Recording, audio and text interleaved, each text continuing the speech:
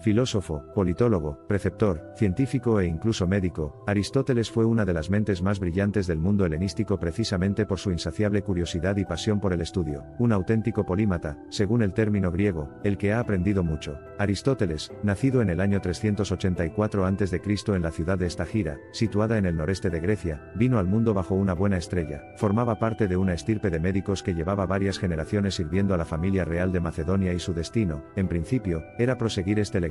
Su padre Nicómaco era el médico personal del rey macedonio Amintas III, padre de Filipo II y abuelo de Alejandro Magno, dos personajes que influirían decisivamente en la vida del polímata. Pero a la muerte de sus padres, cuando Aristóteles solo tenía 17 años, el joven fue confiado a la tutela de su pariente Proxeno, quien se dio cuenta de su extraordinario intelecto y su curiosidad insaciable. Así pues, Aristóteles fue enviado a Atenas para estudiar en el mejor lugar posible para una mente polifacética como la suya, la Academia de Platón. Aunque la gran polis griega había perdido el poder político que tuvo en los tiempos de Pericles, seguía siendo la capital helenística del pensamiento y las artes, y su ambiente dinámico y abierto ofrecían al joven estudiante un ambiente rico de estímulos de todo tipo. La academia era principalmente conocida por sus enseñanzas en filosofía, pero al igual que Aristóteles se interesaba por un amplio abanico de materias que incluían tanto ciencias naturales como sociales. Platón le puso el apodo de El Lector por la avidez con la que devoraba las obras de la biblioteca de la academia.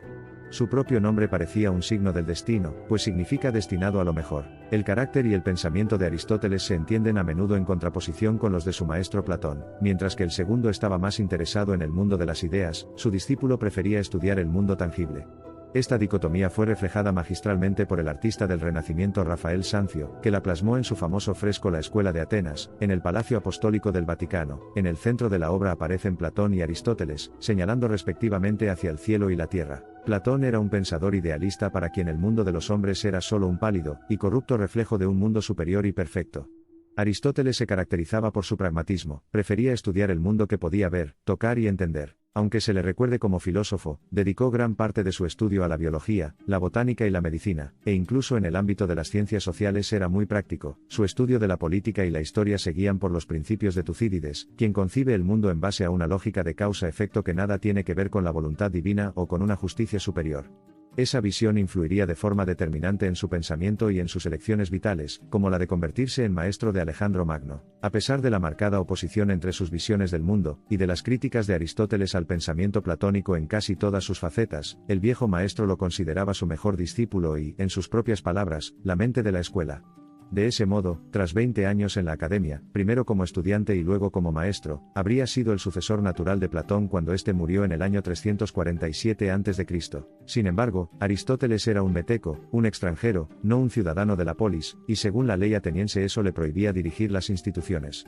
La sucesión recayó en Espeusipo, sobrino de Platón, y Aristóteles aceptó la invitación de Hermias, amigo y antiguo compañero de la academia, ahora convertido en tirano de la ciudad de Atarneo en Asia Menor, en la costa oeste de la actual Turquía. Aristóteles permaneció en Asia durante 3 años, y llegó a abrir su propia academia en la ciudad de Asos, donde se casó con su primera esposa, Pitias, la sobrina de Hermias, con quien tuvo una hija llamada Pitias la joven. Pero su estancia terminó bruscamente cuando su protector fue asesinado y tuvo que huir a Mitilene, en la isla de Lesbos, donde continuó con su escuela. Sin embargo, al poco recibió el mayor encargo de su vida. El rey Filipo II de Macedonia, recordando al hijo del médico que había asistido a su padre y conocedor de su fama, le ofreció formar parte del círculo de preceptores de su hijo Alejandro, al que estaba educando para convertirse en su sucesor. Para el príncipe macedonio, el maestro griego fue posiblemente la persona más influyente de su vida. De él aprendió las gestas de los héroes homéricos, con una especial devoción por Aquiles, con quien se identificaba, y el interés por el ancho mundo que se extendía más allá de los confines de Grecia, a cuyos límites se propuso llegar. Estimuló en él curiosidad y le enseñó las cualidades de un gobernante que quisiera ser recordado para siempre. Aristóteles le mostró el camino para llegar a ser más que Alejandro III de Macedonia, y convertirse en una leyenda inmortal llamada Megas Alexandros, Alejandro Magno, el conquistador que en menos de 10 años lograría lo inimaginable, conquistar el inmenso imperio persa. Sus caminos se separaron 2 años después, cuando Alejandro terminó su formación académica y comenzó su instrucción militar, pero el príncipe nunca olvidó a su maestro, y durante su conquista de Asia recogió para él muestras de flora y fauna de los lugares por los que pasó. Un sobrino y discípulo de Aristóteles, Calístenes, lo acompañó en su expedición como historiador personal. Sin embargo, sus críticas al rey macedonio y las sospechas de su implicación en una conjura contra Alejandro lo hicieron caer en desgracia. Al ser griego no podía ser juzgado por la ley macedonia, por lo que fue encarcelado y murió al poco tiempo, bien por inanición, a consecuencia de las torturas o intencionadamente envenenado. La muerte de su sobrino terminó de distanciar a Aristóteles de su discípulo más célebre, lamentando que se hubiera convertido en un tirano. Tras haber terminado su encargo en Macedonia, Aristóteles volvió durante unos años a su ciudad natal, Estagira.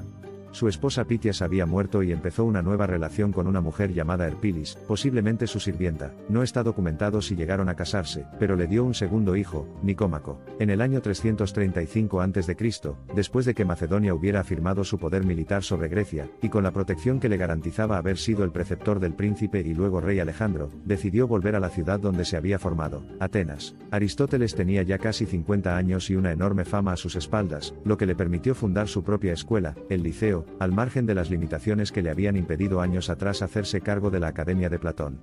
Muy pronto acudieron a él un gran número de discípulos, a los que llamó peripatéticos, del griego peripateín, pasear, pues tenía la costumbre de enseñar mientras caminaban. Su estancia final en Atenas duró poco más de una década. En el año 323 a.C., la muerte de Alejandro Magno hizo resurgir los ánimos antimacedonios en la ciudad, liderados por el orador Demóstenes.